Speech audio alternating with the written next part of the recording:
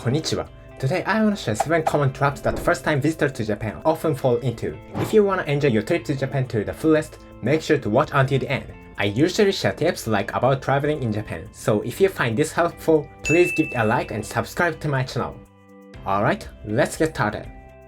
Number 1. Trying to cram too much into your schedule. If it's your first time in Japan, are you packing in too many things just because you want to see it all? This is actually a big mistake that a lot of first-time travelers make. For example, if you plan to visit Tokyo, Kyoto, Osaka, and Fukuoka all in just 3 days, there is no way your body will keep up. You'll end up spending all your time on trains instead of actually sightseeing. There are so many places to see in Japan, so it's actually better to take it easy and think, I'll come back again next time. That mindset will help you enjoy your trip a lot more. Especially on your first day, you'll probably be exhausted from the long flight and jet lag. Instead of forcing yourself into a packed schedule, it's much smarter to take it easy. Maybe go for a walk around the neighborhood or check out some fun snacks at the convenience store. Starting slow will make the rest of your trip a lot smoother.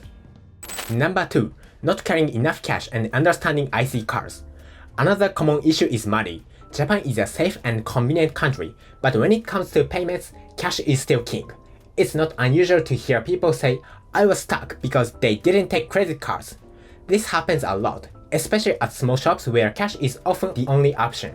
And something that beginners often overlook is using transportation IC cards like Suica or Pasmo. Buying a paper ticket every time is hassle, right? But if you have just one IC card, you can tap it at the gate and move around smoothly. You can even use it at vending machines and convenience stores, which makes it super handy. If you've never heard of these cards, you're really missing out. So when you arrive in Japan, make sure to pick one up at the airport or train station. I also explained Suica in detail in another video, so be sure to check that out too. And then there is tipping, which is pretty common in many countries. But in Japan, there is no tipping culture at all. Whether you are at a restaurant or in a taxi, you only need to pay the amount that's shown. In fact, if you leave a tip, the staff might actually chase after you to return it. In Japan, customers are treated with a lot of respect, so just paying the exact amount is perfectly fine. Number 4. Accidentally breaking the rules without realizing it. Japanese people are kind, but the culture places a big emphasis on politeness.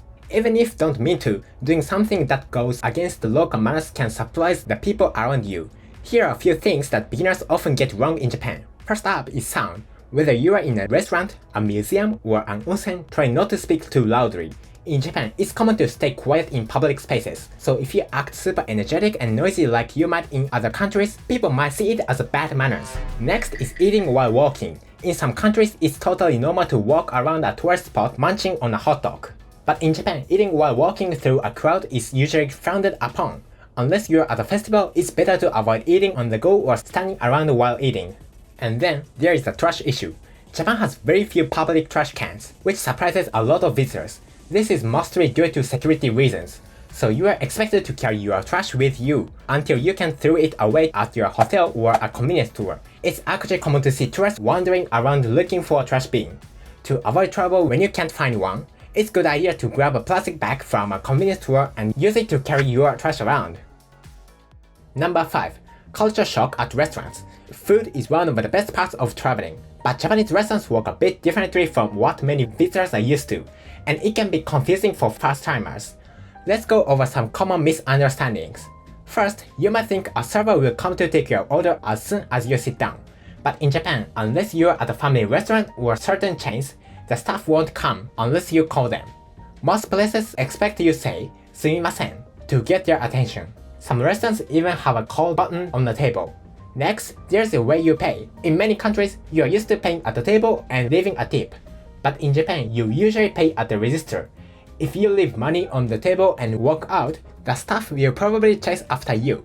Just bring the check at the cashier and pay there.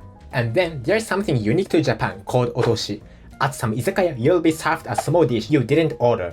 It might seem strange, like, why did I get this food I didn't ask for? But it's actually a kind of stealing charge, and you'll see a few hundred yen added to your bill. First-time visitors sometimes think it's scam, but it's just part of the custom. If you don't like this system, you can look for places that don't serve otoshi or check in advance if there is a stealing charge. There are also cultural differences in how people eat. For example, a lot of visitors can be surprised when they hear people slurping noodles loudly at ramen shops, but in Japan, that's completely normal. Actually, not slapping can be harder. Making noise while eating noodles is totally fine here, so feel free to give it a try. As for chopsticks, be careful with your manners. Don't wave them around or stick them up right into your rice. That's a serious no-no. Lastly, if you're vegetarian or follow halal rules, you need to be extra cautious. Japan doesn't always have many options that fully match dietary restrictions.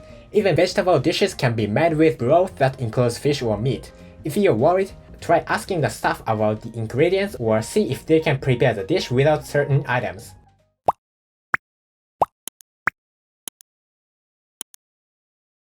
Number 6. Doing the wrong things at traditional places and cultural sites. When visiting traditional spots and experience unique to Japan, there are some traps that beginners often fall into. It's important to know the proper manners when visiting shrines, temples, and hot springs. Let's start with shrines and temples. In many places, you need to take off your shoes before entering. When going inside the main hall or worship area, removing your shoes is the basic rule. If you see others taking theirs off at the entrance, you should do the same. There are also small customs like walking on the sides when passing through a torii gate and using the purification fountain to rinse your hands and mouth before praying.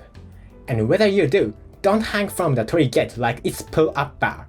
That kind of behavior can cause a social media firestorm, and you might never be welcome back in Japan again.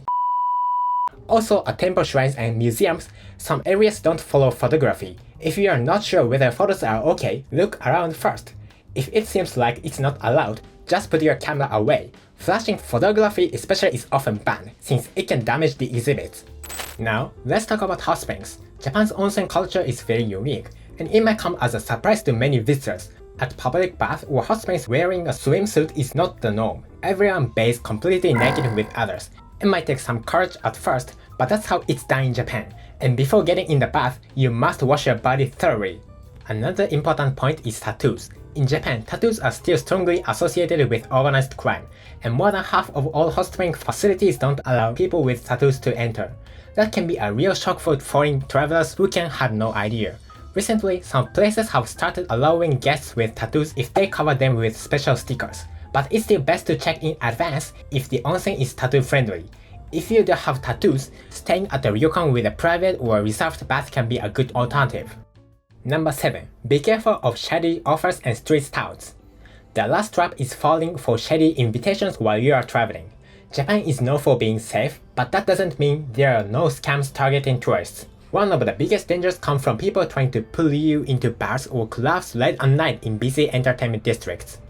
Kabukicho in Shinjuku is one of Tokyo's most famous nightlife areas, but it's also known for aggressive street promoters. There are still a lot of cases where people follow someone offering all-you-can drink for 5,000 yen and end up being charged tens of thousands of yen or even over 100,000 yen by the time they leave.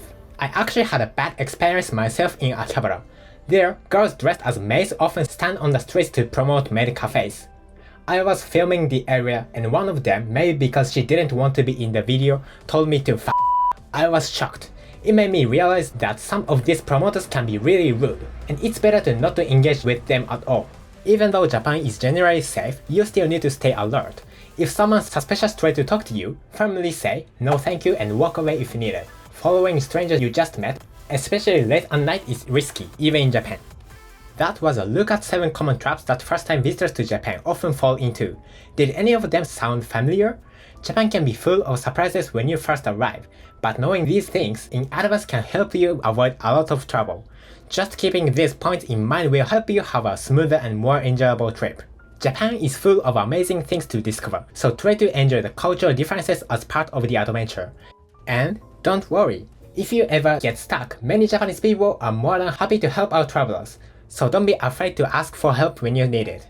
It usually works out somehow. I hope this video helped you on your journey. If you found it helpful or entertaining, please give it a like and subscribe to my channel.